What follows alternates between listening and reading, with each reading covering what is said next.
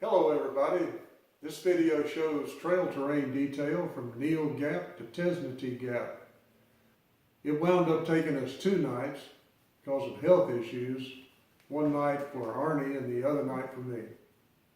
And then G is going to do a gear review on his pack that he got after Blood Mountain when we had a little bit of time off.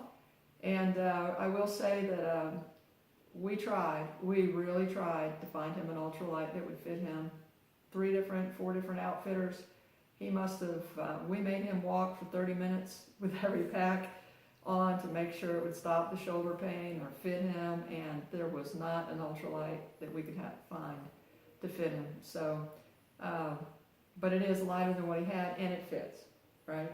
Yeah, it's very comfortable. So that's the biggest difference. Maybe someday we'll be able to find him an ultralight, but definitely a few pounds off and definitely more comfortable because it fits. No more pain.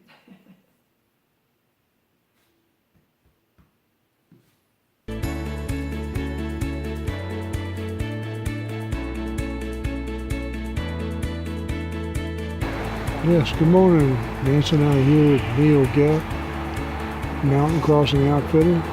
We're getting ready to take a hike to Tesnatee Gap. Got a big climb ahead of us, some 800 feet. Got a lot of smoke, forest fires that are off in the distance several miles away. And it's cold. It was down in the 30s last night. Low 30s. So we survived. Warming up today though. All right. See the white blaze there? That's part of the trail. To go through the hallway, we'll actually be traveling east. There's a big fire, as G was saying, to the west of us, and the winds are blowing the smoke east. So someone just came through and said it wasn't too bad, so we'll see. And we're off and running up that trail. Here's our little sign letting us know we're headed to Tesnatee Gap, 5.5 miles. We're heading into the Raven Cliffs Wilderness, and it's in Chattahoochee National Forest still. Looks like we're going to have relatively, moderately maybe, steep up to begin with. As G heads up the hill, and as always, that first start in the morning or after a break is a real slow go. You can see in the days we were off, first taking a rest and then waiting out the fires, and most of the leaves blew off of the trees here in Georgia. That bluish gray you see through the trees is just smoke. Now, I don't really smell it, which smoke is one thing I can smell very well, and have very sensitive eyes, which are not irritated burning at all. If I didn't know, I would just think this was a foggy day. So we're going to be heading up that way. And G has stopped to take off a few layers already. It doesn't take long out here to warm up and want to get rid of the coats that you thought you might have needed. We've reached the first little campsite. Smoke everywhere you look. It is a little thicker. We're continually reassessing whether we need to just turn around and go back. We'd probably have to go about 130 or 140 miles north of here to get away from this fires and smoke. I think I can actually smell it a little bit now, but it doesn't seem to affect either of our breathing right now, so I guess we're going to keep going. Getting close to a mile in for the day, and the trail is pretty much like this for a while now, just pretty much straight ahead. There are no switchbacks in this area. A little bit of drudgery, but it's still pretty out here in spite of the smoke. And here comes G with his new pack. It's very tall and slender. Seems to not be pulling on his neck and shoulders like the other one was, so he's not having the pain. We are still too heavy, but little by little we're going to work on that. The pack looks a lot fuller than it is because it is such a slender pack. Anyway, we're continuing on up. Seems like every day that we climb, it's a little easier to do these climbs for both of us. We are now coming up on a place called Bull Gap, an unofficial tent site where we're going to take a quick break. We are trying a new tactic of taking 2 or 3 short breaks and eating little bits of our lunch in addition to our snacks. and going to see if that works better for us. It looks like there's room for several tents in this area. Time for a little break. Well, we've reached about 3,717 feet. We started at 3,100. We both have agreed that even though we've had these several days off for family visit and due to the fire situation, that we both feel stronger than the last day we hiked. So that's a good thing. And the good news is we can see the sky now. We seem to have risen above the smoke. I guess the wind's probably going to blow it up here. For a moment, we're enjoying a nice, cool, pretty cold breeze actually. Can't stand still too long, got to keep moving. Clear blue skies. In fact, it is a Appalachian Trail Day sky when you can see it. And we are headed up this way about another 160 feet before we reach the high point for the day. There's not an open area at the top, but with all these leaves gone, we just might be able to see something. You see what I see? A fallen log made just for sitting. Perfect place to rest your leg for a minute. I think my favorite thing to do is to look up at the sky when it's this incredible blue. So we've traded in the recliner in our living room, recliners, for the recliner of the forest. What did you think of that last several hundred feet we had to go up? Well, that was really tough. Just straight up. Yeah. It was awful. No breaks. No real steps. It was just up. Just up. Uphill. For about 3/10 of a mile, I guess, 4/10. But we're almost there to the summit.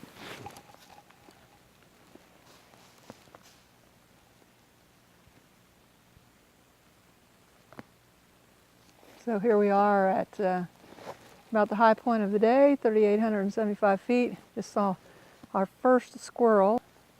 He's fast.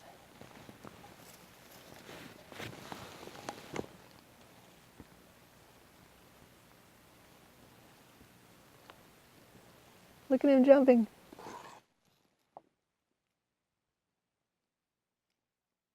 I can't keep up with him.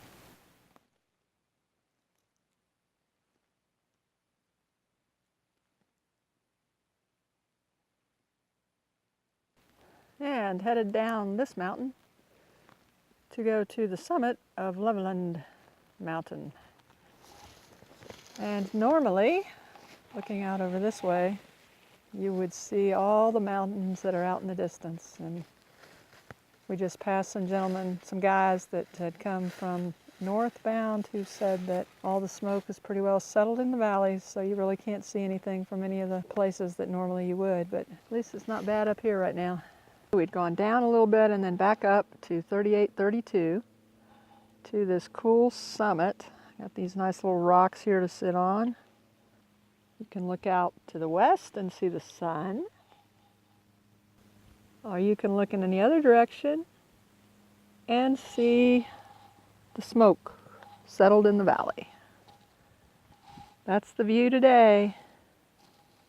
Since the leaves are all gone, we would be able to see if it wasn't for the smoke. But it's still beautiful up here. Got that beautiful sky and nice breeze and good company. Leveland Mountain. From Leveland Mountain down to Swaim Gap is pretty steep, big steps, pretty rocky, very slow going. We are headed down.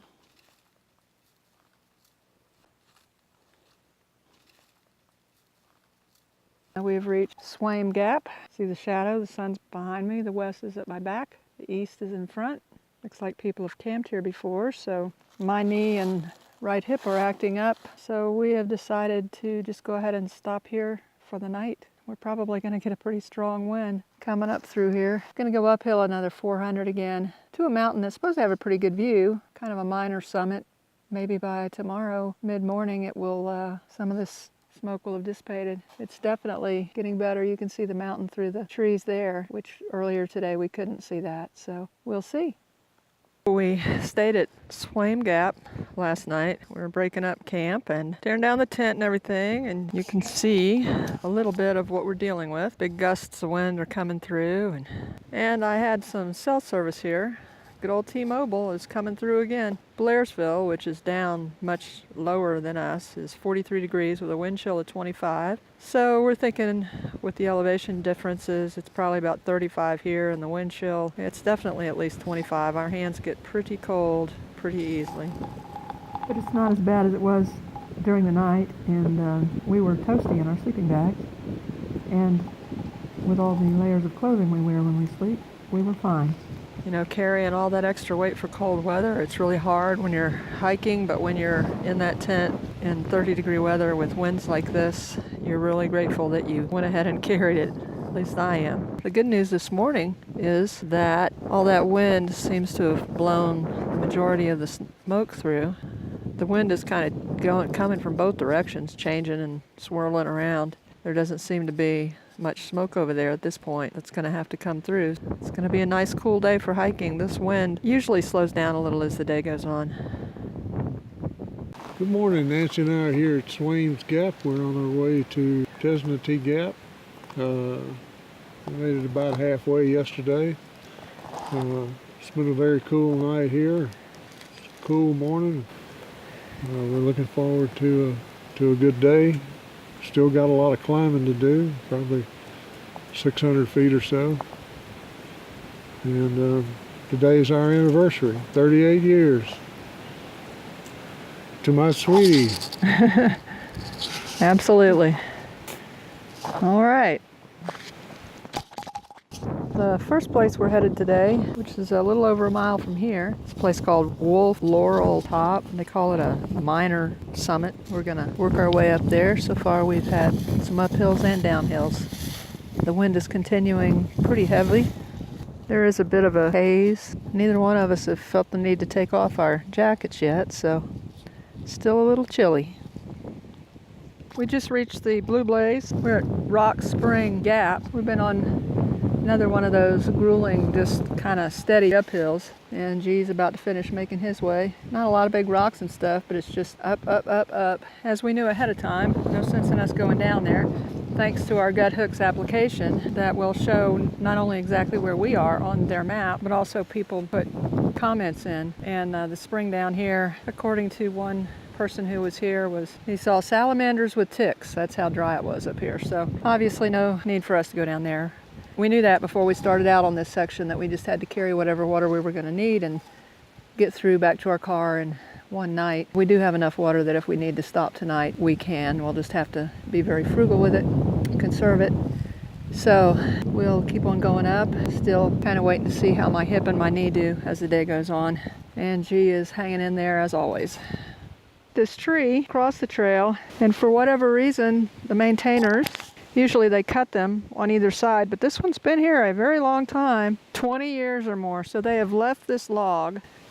When you're walking along on the trail and you've just come up, it was grueling for me, I can't imagine how it was for G, so then you come to something like this and you have to cross it, so in the middle of crossing it, you may as well sit down and take a little break. So, oh, should you laugh, did you get blown over? We're going to be heading up that way in a minute, and also this is got a little campsite here, not in the literature, G says.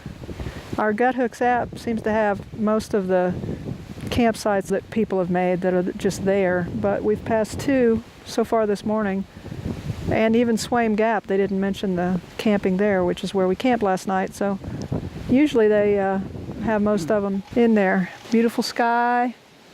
The nice thing about traveling in the fall and the winter is you can see these vistas through the trees. All right, time to get going. Had a second or two here of a little more level, coming into a place they call Corbin Horse Stamp. We have a tiny reprieve before we finish our little uphill. We're at about 36-32 now, continuing forward.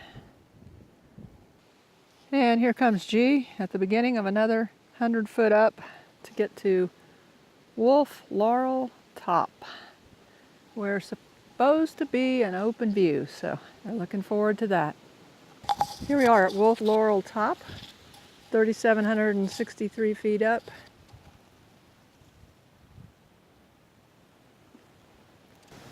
Beautiful view. If it wasn't so cold and windy, we could spend the night up here, celebrate the anniversary. But I think we'll go a little bit below this and try to find someplace a little bit more blocked from the wind.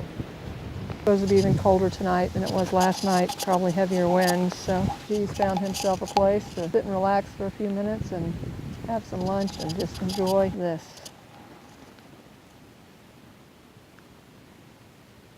So we're here on top of Wolf Laurel Top, and 38 years of marriage and finally doing what we wanted to do from the very beginning. Really neither one of us are in any kind of physical condition to do this, but we're doing it anyway. We're enjoying it. We're being careful, and we're going to actually stop up here a little bit ahead. Yesterday it was my knee and my hip, but today G's not feeling real good, so we don't want to push that at all. Not going to push that envelope ever, so we're going to stop and camp and celebrate 38 years of marital bliss. Hoorah! Right?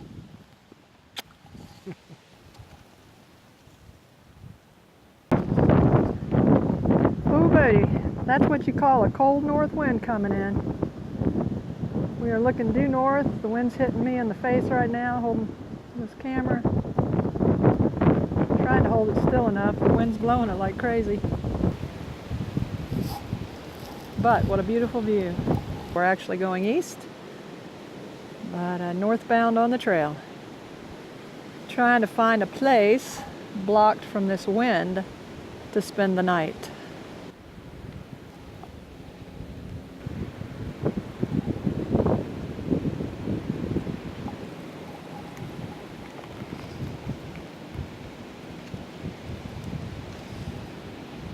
We found this camping area, and it has definitely got some pretty strong breezes coming up here. Here's the blue blaze to the water that is dry, so no need to go down there. But water is an issue for us staying here, but we just have to be frugal with it and do without our morning coffee. So I'm going to walk up this way a little ways, because in the Guthooks comment someone said that they found a spot a little bit further up here, this way, that got them out of the wind. So let's go up here and see what we can find out. Here is a spot. A couple of tents up the trail. And let's check out the trees and the wind.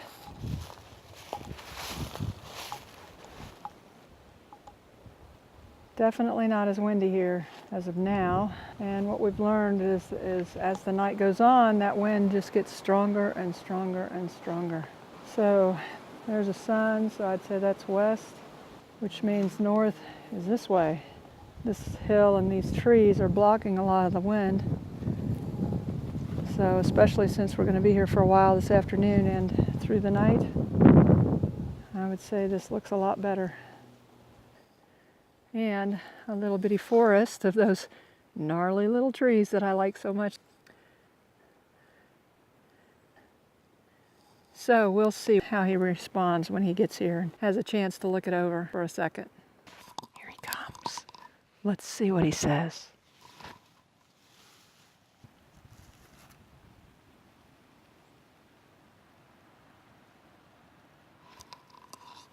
Nice place. Worth the walk? Yeah. Good. Happy anniversary. Thank you. 2 tries and he got it. Good for him. And as it turns out, we're going to cut this video into 2 parts to keep it from being too excessively long. So here is G's pack review on the Thule. Thule.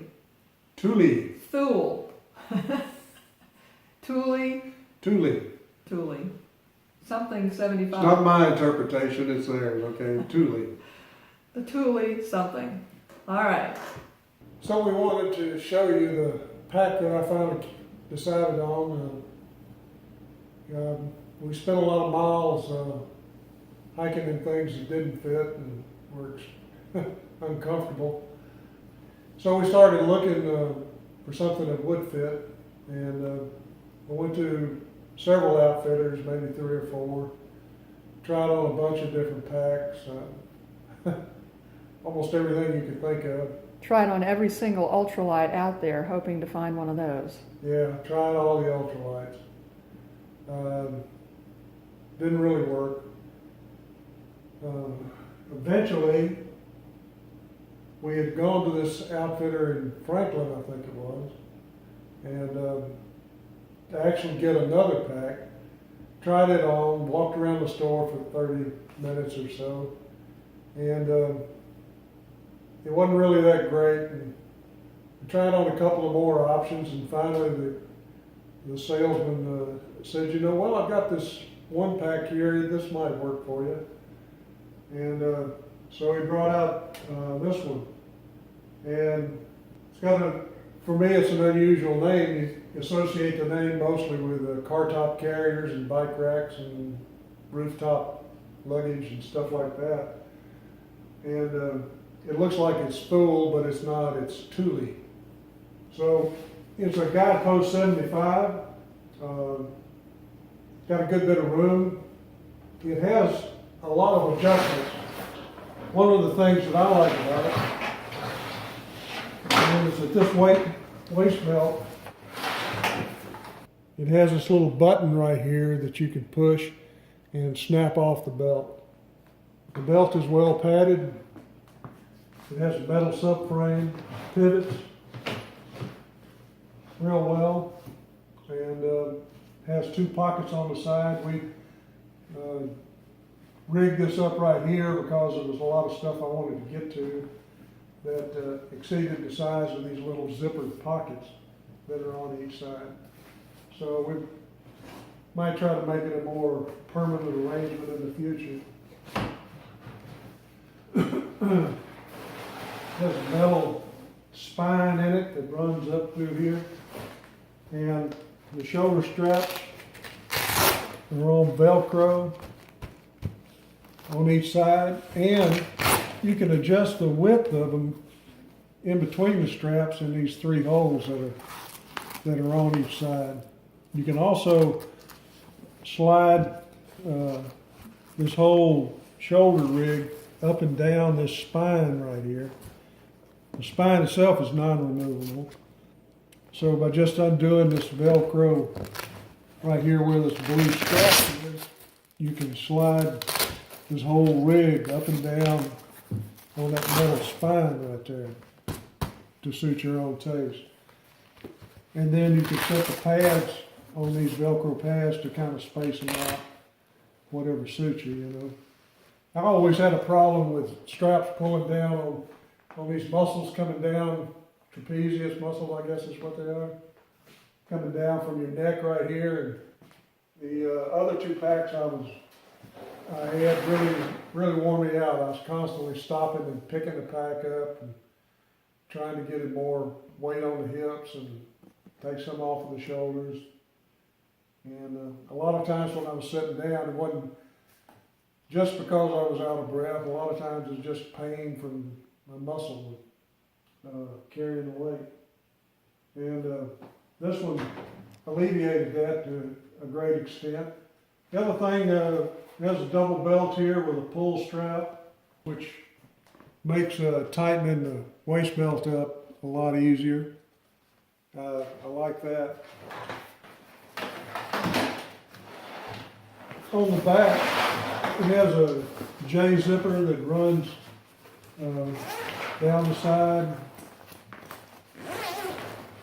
across the bottom, partially up the other side. Has a removable or detachable internal flap.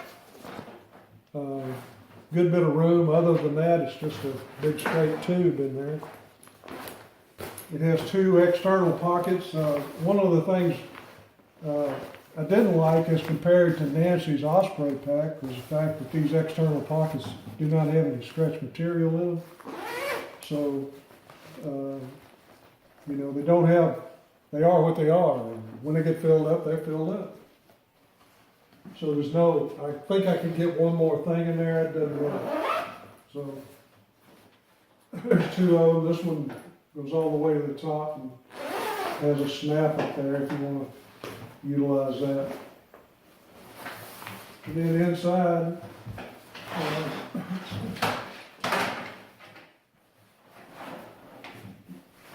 it has a sleeve that pulls out. You can get, quite a bit of gear up above where the top of the pack is if necessary.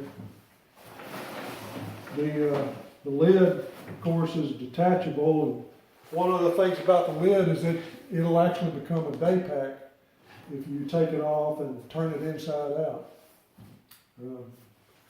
So that's kind of cool. For water, I use a hydration bladder from an Osprey day pack that I had. It seemed to work out fine. I just ran it down through the straps here and tucked it under my chest strap. And that seemed to work very well. The benefit of the bladder is that you can get a drink whenever, and the downside is you don't really know how close you are to running out until you hear that gurgling sound. So how much does that pack weigh? Pack weighs 6 pounds, about 6 pounds. So it's still heavy, but... Yeah, still heavy, but it's tough. It's kind of deceiving in a way. It's got some miles, but it's got a lot of time. I'm so slow that, while I might cover 150 miles, somebody else that had it on for the same amount of time might cover 600, okay? So, it's held up well, and it was very comfortable, so I'm satisfied with it. And none of the lightweights fit my body. On the negative side, I did find the straps, not necessarily the straps, but these adjustment buckles right here to be somewhat ornery? Yeah, I won't say they're difficult, but they can be a little stubborn at times in trying to tighten them up or trying to loosen them. You have to get a really good thumb and grip all those things and pry them up to get them to turn loose. And I don't know what it is. I mean, you think they'd all be about the same, but these seem to be a little more stubborn than most. And how did it do as far as the shoulder pain? Yeah, the shoulder pain was virtually non-existent. So, I could adjust it where I could get the weight where you pull against the front of the shoulder and not weight down on the top. So that was good. Overall, I was very well satisfied with it. And I'm willing to put up with 2 or 3 pounds in order to not have the pain. It does have 2 outside pockets on the side that are adjustable. One here has an adjustment loop on it. And this one over here, which has some stretch to it, not a whole lot. And but it's got good capacity. So I guess that's about it. It's a good pack, and if you need a 75 pack that has a lot of adjustment for a long torso, consider this Thule.